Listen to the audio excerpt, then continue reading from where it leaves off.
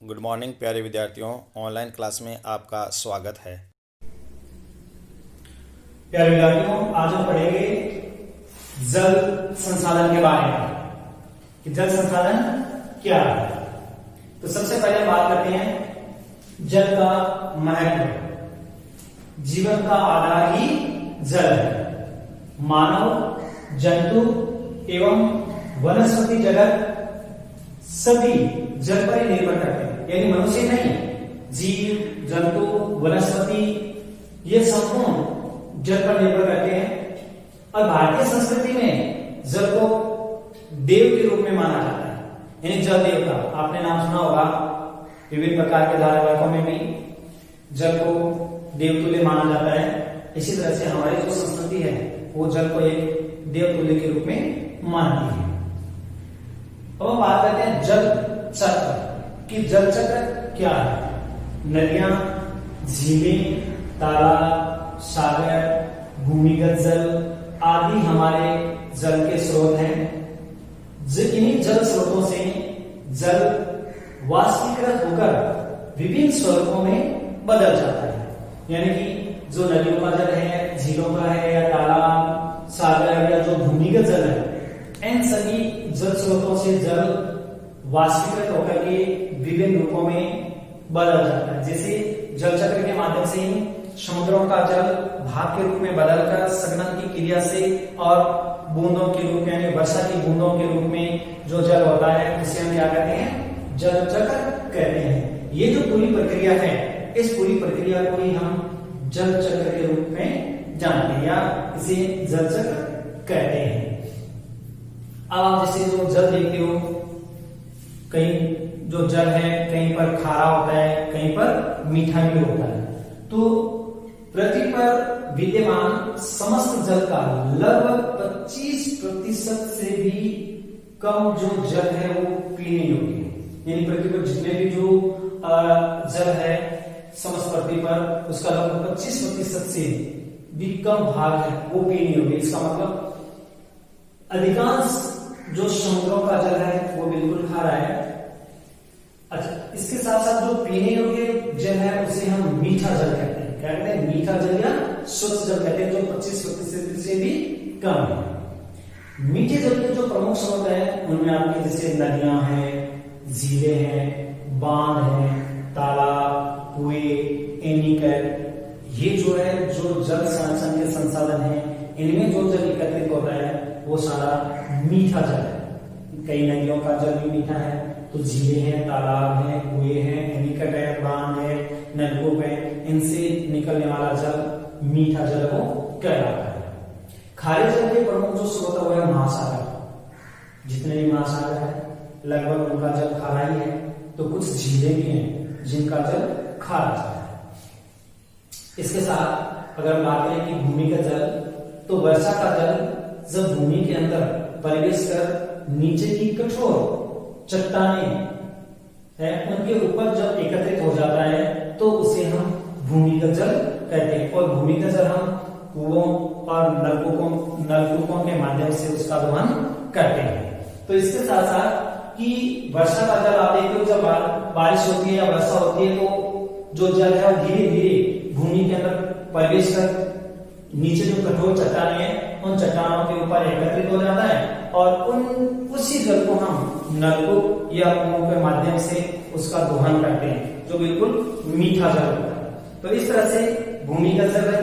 अब नेक्स्ट हम बात करेंगे जल प्रदूषण की, कि जल का प्रदूषण कैसे होता है, क्यों होता है और इसे हम किस प्रकार रोक सकते हैं। जल प्रदूषण से हमें कौन कौन सी हानियां होती है, ये सारी चर्चा हम इस जल प्रदूषण के बिंदु के अंतर्गत करेंगे। तो सबसे पहले आपकी बात आती है जल प्रदूषण। जल प्रदूषण, इसके अंतर्गत आप देखोगे कि प्राकृतिक रूप से अगर हम देखें तो शुद्ध जल में अवांछित जो तत्व मिल जाते हैं तो वह जल पीने योग्य या मानवीय उपयोग के लिए अनुपयुक्त हो जाता है। यानी कि प्राकृतिक रूप में प्राकृतिक रूप में जल में मिलने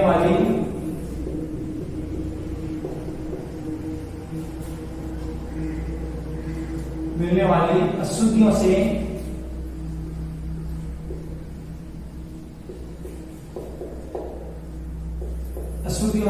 जल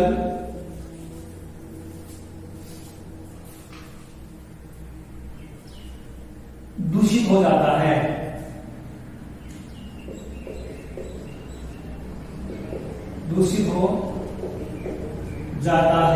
जो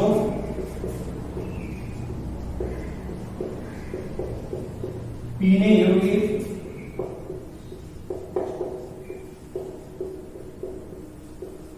नहीं रहता है, उसे हम प्रदूषित या जल प्रदूषण कहते हैं।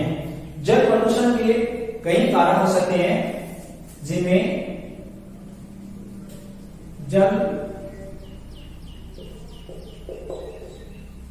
प्रदूषण के कारण, क्योंकि जल प्रदूषण होने के क्या क्या कारण है, जल प्रदूषित क्यों होता है। जैसे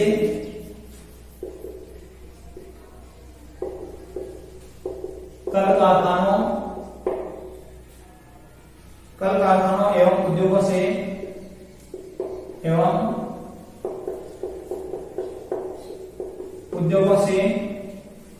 निकल रहे ठोस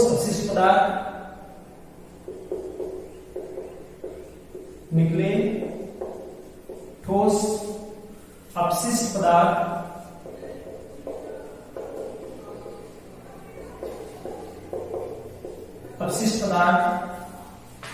एवं रासायनिक तत्वों को अपशिष्ट पदार्थों एवं रासायनिक पदार्थों को जल में डालना,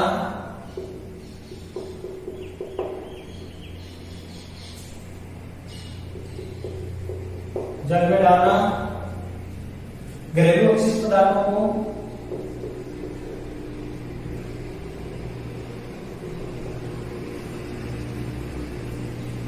जल में डालना, घरेलू अपशिष्ट पदार्थों को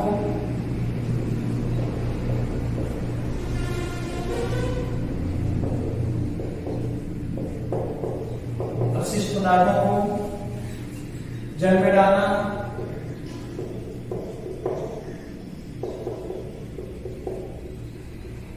इसके साथ साथ जलाशयों में कपड़े धोना,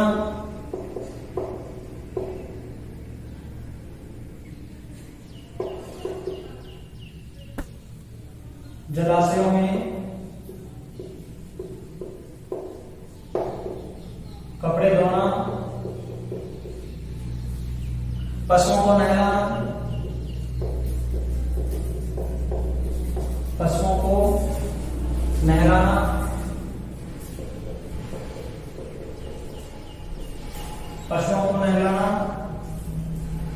खुले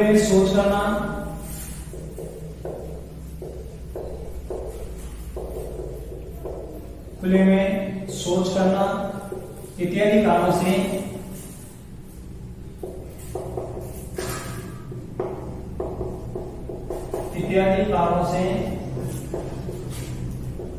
जल प्रदूषित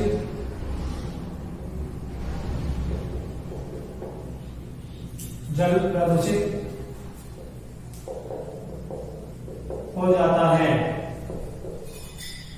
यानी कि कल कारखानों या उद्योगों से निकलने वाले ठोस अपशिष्ट पदार्थ, रासायनिक पदार्थ यदि जल में डाल दिए जाए, या घरेलू अपशिष्ट जो पदार्थ है उनको जल में डाल दिया जाए, जलाशयों में कपड़े धोना, पशुओं को नहलाना, खुले में शौच करना, ये जितने भी जो कारण हैं, इन सभी कारणों से जल दूषित हो जाता है, जो बिल्कुल भी पीने योग्य नहीं रहता है। इसके साथ साथ दूषित जल पीने के कारण कई बीमारियां उत्पन्न हो जाती है, जैसे प्रदूषित जल फसलों एवं जलीय जीवों को भी हानि पहुंचाता है। यदि हम दूषित जल को पीने योग्य काम में लें तो बहुत सारी बीमारियों के शिकार हो जाते हैं, साथ साथ में कई फसलें भी नष्ट हो जाती हैं। साथ साथ बढ़ती जो आबादी है उस आबादी के कारण भूजल का अत्यधिक दोहन करना, यानी भूमि से कोई नलकूप खोदकर जिस जल का हम उपयोग करते हैं, अगर सही ढंग से उपयोग किया जाए और अगर सही ढंग से उपयोग नहीं करें, उसका दुरुपयोग करें, तो वो जल दूषित हो जाता है। इसके साथ बढ़ती आबादी के कारण ग्लोबल वार्मिंग की समस्या, यानी आप देखते हो कि पृथ्वी पर जो तापमान वृद्धि हो रहा है, तापमान जो बढ़ रहा है, इसके कारण वन विनाश, साथ साथ व्यापारिक कृषि, वर्षा का कम होना, औद्योगिकरण का बढ़ना, शहरीकरण का बढ़ना, आधुनिक जीवन शैली, इन सभी के कारण जल तेजी से कम हो रहा है, जबकि मांग तेजी से बढ़ रही है। तो तेजी से बढ़ती जनसंख्या, ग्लोबल वार्मिंग के कारण और अन्य कई कारणों से जल धीरे धीरे दूषित हो रहा है और वह पीने के योग्य नहीं रहता है। तो जल दूषित होने के बहुत सारे कारण हैं। इन कारणों को हम किस प्रकार से रोक सकते हैं? तो जल दूषित होने से रोकने के लिए उपाय है। यदि हम उन उपायों को न अपनाएं तो निश्चित रूप से एक गंभीर संकट खड़ा हो सकता है। तो जो भी उपाय है, सामान्य उपाय, इन उपायों को हम अपनाएं और जल को दूषित होने से बचाएं। तो जल को दूषित होने से बचाने के लिए कौन कौन से उपाय हैं, कौन कौन से उपाय सुझाए जा सकते हैं, इन उपायों को सुझा करके हम उपयोग में लेकर और जल को दूषित होने से बचा सकते हैं। जल प्रदूषण को रोकने के उपाय। जल प्रदूषण को रोकने के उपाय। जल प्रदूषण को रोकने के कौन कौन से उपाय हैं? सबसे पहले हम बात करते हैं कि जल प्रदूषण को रोकने के प्रयास व्यक्तिगत और प्रशासनिक दोनों तरीके से किए जाने चाहिए।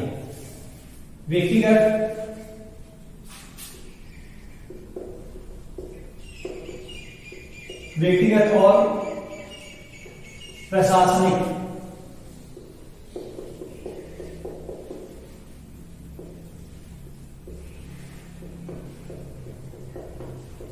दोनों तरह से जल प्रदूषण को रोकने के लिए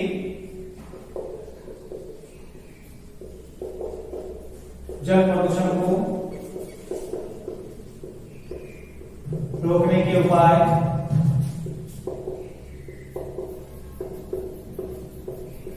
करने, यानी कि केवल सरकार ही जल प्रदूषण को रोकने के उपाय नहीं, हम व्यक्तिगत तौर पर भी जल को दूषित होने से बचा सकते हैं। यदि व्यक्तिगत और प्रशासनिक दोनों ही दृष्टि से अगर जल को दूषित होने से बचाया जाए तो निश्चित रूप से जो जल धीरे धीरे कम हो रहा है उस संकट से हम निजात पा सकते हैं। इसके साथ साथ हमें जल को संरक्षण करने की आवश्यकता है कि हम जल को संरक्षण कैसे कर सकते हैं। ये मैं आपको पहले भी अध्याय बता चुका हूं। जल संरक्षण के कौन कौन से उपाय हैं। जल संरक्षण के उपाय। जल संरक्षण को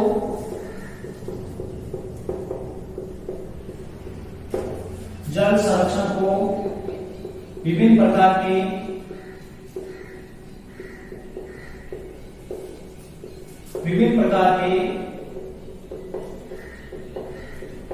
स्रोतों के माध्यम से